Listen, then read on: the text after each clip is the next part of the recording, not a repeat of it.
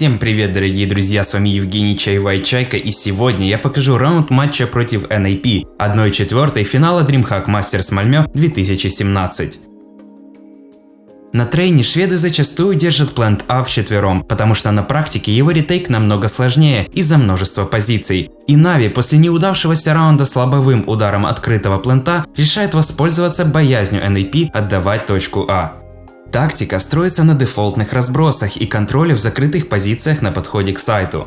Пассивный холд держит под давлением весь плент, не позволяет КТ выйти в люрк через верх-низ, дает информацию о позициях защиты, если те решатся на зачистку. А если последние не примут бой и выдвинутся на ретейк, то вскоре они рискуют оказаться быть закрытыми после контакта на Б. С теоретической стороны все отлично, так что давайте перейдем к исполнению. Обратите особое внимание на то, как работает дуэт Sist и Flamey при выходе с мейна, как контролит люркера Эдвард и какие позиции занимает Нави на Б после получения информации от фейкующего звена атаки. Flamey на старте раунда контролит поджим с мейна, кладет дым между вагонами, врывается под моменталку Сизда в мейн и чекает ближние позиции. Далее под свою флешку в упор выходит на плент и занимает трансформатор. После непродолжительного холда Flamey открывается на помощь Сизду и уходит в размен. Эдвард дает антипуш флэш на нижнюю и молотов на верхнюю волну. Далее он чекает наличие противника в ближних позициях, чтобы его не забрали в ухо на раскиде. Эдвард решает сохранить дым, считая лишним тратить его во время фейка. Он проходит на верхний парапет и забирает КТ, который повелся на активность на открытом пленте и уже выдвигался в люрк. Эдвард дает смок и флэш в коннектор и переходит в позицию для перекрестного огня, в результате чего он делает два заключительных минуса.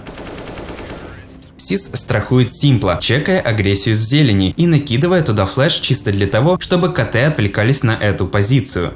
Далее он кладет дым под трансформатор и накидывает моменталку. Под флэш тиммейта открывается с мейна и занимает позицию за красным вагоном. При уже открытом Б, Сист в дуэте с Flamey ждут неизбежной реакции противника. Это приводит к минусу по гитрайту, который, адекватно расценивая ситуацию, решил рисковать, врываясь в дым. Оставшись красным, Сист мансует на лестнице и вскоре уходит в спектаторы. Но полученная информация о двух КТ на пленте А дает понимание таймингов перетяжки и позволяет второму крылу атаки быстрее и увереннее занять удобные позиции на Б. В начале раунда Simple контролит зелень, во время раскида дает дым на коннектор и две верхние флешки под выход тиммейтов с мейна.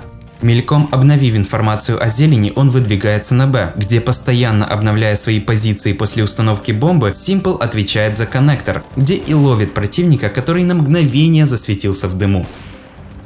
Зевс, не имея закупа, отыгрывал крайне пассивную роль.